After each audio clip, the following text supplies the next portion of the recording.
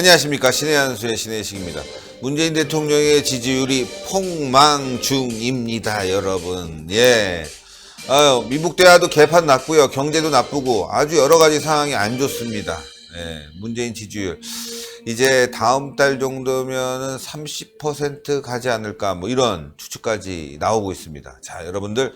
신의 한수 시청하시기 전에 구독 버튼을 꼭 눌러주세요. 구독 버튼, 그리고 좋아요 눌러주시고, 네, 그리고 시청 부탁드리겠습니다. 구독과 좋아요는 신의 한수를 살리는데요. 구독, 좋아요. 이제 100만 갈 수 있는 여러분들의 힘, 다음 달이면 70만 갈 수 있게 여러분들의 구독 꼭 부탁드리겠습니다. 자, 이 자리에는요, 전옥현 전 국정원 제1차장님 모셨습니다. 안녕하십니까? 안녕하십니까? 이제 다음 달이면 30% 돌파할 것 같아요. 그동안 뭐 계속 답보하고 데드크로스 왔다고 했는데 또 미국 대화의 기대감 때문에 유지는 했는데 말이죠. 이제 떨어질 것 같아요. 어제 빨갱이 발언도 그렇고 여러 가지 경기 사정도 안 좋고 말이죠. 예. 네.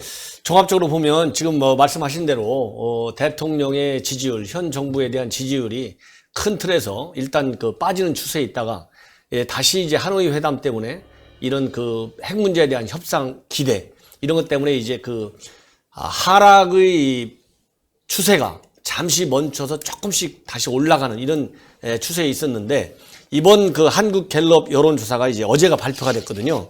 근데 어제 발표됐는데 이번 그 회담 결렬이 28일 날 있었기 때문에 그 결렬된 상황은 이번 여론조사에서는 반영이 안 됐다고 이렇게 밝히고 있습니다. 한국 갤럽 여론조사인데 그래서 현재 어제 발표된 갤럽 여론조사를 보면요.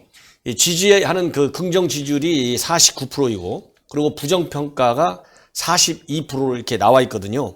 그렇기 때문에 일단 정상회담 그 결렬 내용이 반영이 되는 내주에는 제법 떨어지지 않을까. 한 미니멈 제가 보기에는 한 2~3% 정도 떨어질 가능성이 있다. 이렇게 이제 보여집니다.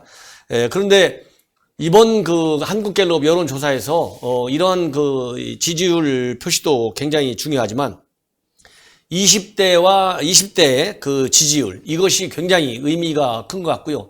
특히 20대 남성과 또 여성 간의 지지율 격차가 굉장히 커요. 이게 의미하는 뭐가 뭔지를 알아야만이 정말 20대 그 대한민국 미래의 주인공 아니겠습니까? 이분들이 우리 대한민국을 끌고 갈 수 있는 그러한 리더십이 다 잠재 있는 층인데 네. 이 사람들이 정말 살맛 나는 세상을 만드는 데 기여할 수 있다. 그래서 제가 20대 30대 지지율을 별도로 제가 데이터를 보면서 말씀을 좀 드리고 싶습니다. 네.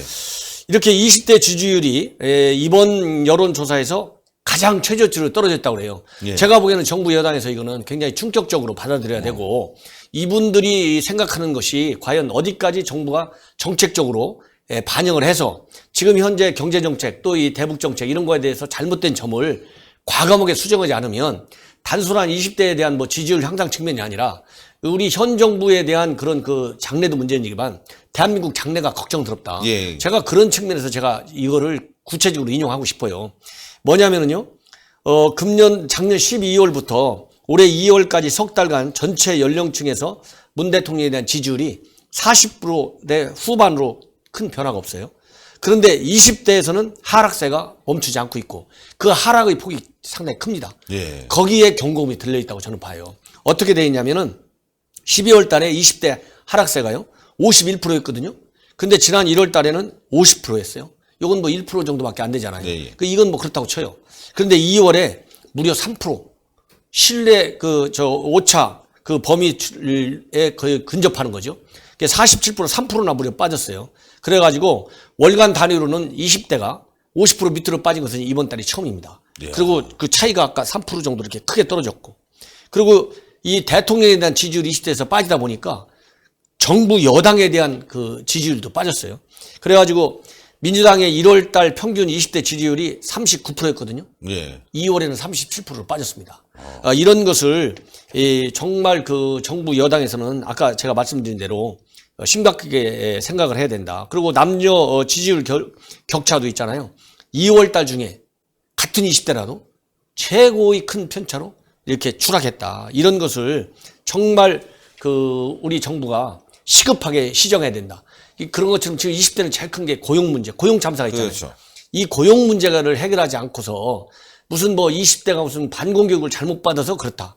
이런 식으로 외형적으로 자기네가 고용정책에 실패한 이유를 제대로 반성하지 못하고 외형적인 환경에만 탓을 준다면 20대가 단순하게 지지율이 아니라 이건 20대 장래에 대한 실망과 불만 이것이 커지면 이건 우리 현 나라의 장래도 불행한 그런 일이 올 수 있다. 이런 걸 제가 지적하고 싶네요.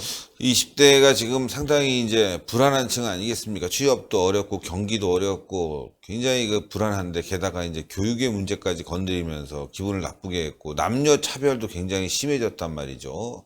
패미정부다 이러면서 말이죠. 여성은 대우하고 20대 젊은 남성들은 홀대하면서 20대가 이제 특히 남성 중심으로 표가 굉장히 이탈하고 자유한국당으로 좀 돌아서고 있다. 특히 남성들이 자유한국당이 좀 일자리, 경제 살릴 수 있는 답안이다 이렇게 생각하고 있기 때문에 20대가 앞으로 더 많이 민주당에서 이탈할 것이다. 그렇게 되면 이제 자유한국당이 좀 젊은 정당으로 좀 거듭날 수 있는 계기를 마련할 수 있는 거 아니겠습니까? 예, 그렇습니다. 이번에 그 자유한국당은 그동안 지난 1년 동안 여러 차례 그런 그 혁신 정책을 많이 내놨잖아요. 그 혁신 정책의 그 한 축 중에 하나가 바로 젊은 층, 20대, 30대, 그리고 여성층들의 인재를 우리 자유한국당이 과감하게 발굴해가지고 제대로 정치권에서 안착을 해서 리딩 그런 그룹으로 만들자. 이것이 혁신 정책의 핵심이에요. 그렇기 때문에 앞으로 이렇게 20대가 현 정부에 대한 실망이 크고 자기의 장래 문제에 대해서 굉장히 불안하고 크잖아요. 네. 이런 환경하고 그런 이 환경은 정부 여당이 만드는 거 아니겠습니까? 그렇죠. 정책을 잘못해가지고 그리고 이제 한국당은 새롭게 태어나는 보수 정당의 이미지를 이 정말 젊은 층에게 호소하기 위해서 정책의 큰 틀을 바꾸고 있어요. 과감하게. 그런 측면에서 본다면 우리 한국당이 정말 젊은 층들에게 새로운 문호를 열 수 있는 기회, 새로운 미래를 열어주는 창구 역할을 할 수 있다. 그러다 보니까 아까 말씀드린 대로 우리 한국갤럽에서 여론조사를 했잖아요. 그러면 민주당 지지율하고 이제 한국당 지지율이 이제 어떻게 정도 나타났냐면요. 더불어민주당은 이제 38%가 나타났고, 우리 자유한국당의 지지율이 20%예요. 그러면 아시겠지만 한국갤럽은 대표적으로 편파적인 그렇죠. 여론조사 하는 걸로 왜 국민들이 많이 다 알잖아요. 그렇게 네. 인식을 하고 있잖아요. 아무리 설명해도 우리 국민들이 별로 믿지 않아요. 우리 특히 보수계층. 추세만 보는 거죠. 추세만 보는 것이지 이 한국갤럽의 그런 데이터 그 자체 수치는 별 의미 부여를 안 합니다. 그런데 한국당에 대한 이 갤럽의 지지율이 항상 10%대 초반, 중반 정도에서 머물렀었잖아요. 근데 어제 공개된 지지율에서 보면 자유한국당 지지율이 무려 20%가 됐어요. 이것만 보더라도 20대의 젊은 층들이 민주당에 대한 실망을 했고 그 실망으로 인해서 의지할 데가 없어서 가만히 있는 것이 아니고요.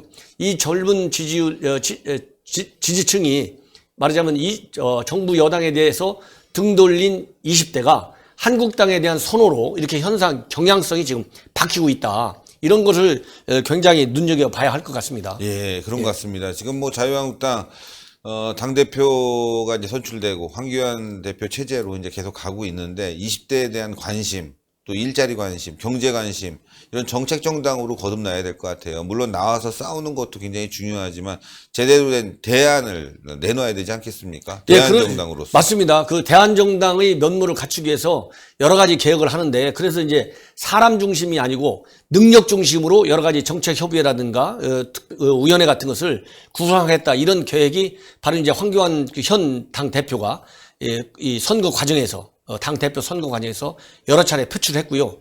그러다 보니까 이번에 이제 당대표 선거인데 청년 최고위원을 별도로 뽑잖아요. 예. 청년 최고위원에 무려 4명이나 나타났어요.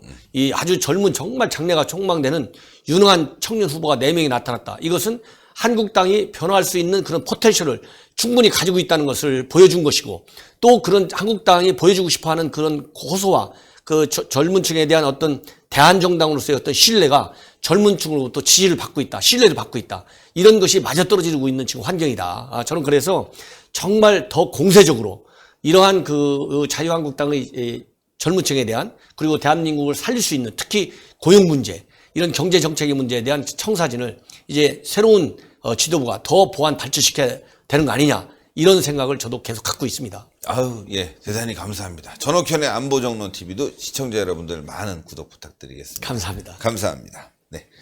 예, 20대가 돌아오고 있습니다. 자유한국당이 대책을 세우고 대안을 만들어내고 정책을 제대로 발굴만 한다면 20대와 함께 할 수 있는, 총선 대선 함께 할 수 있는 분위기를 만들어낼 겁니다.